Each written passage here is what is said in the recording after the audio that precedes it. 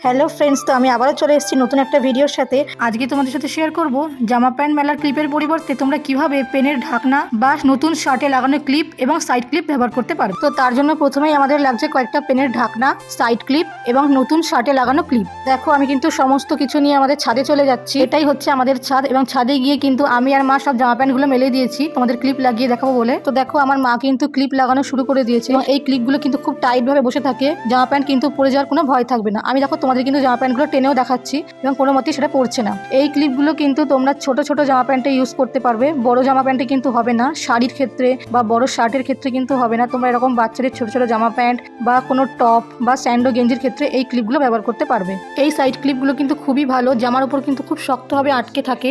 তো তোমরা দেখো, আমি কিন্তু এই রুমালটার মধ্যেই আটকে দিলাম এই ক্লিপটা, এবং এটা খুবই ভালোভাবে আটকে আছে।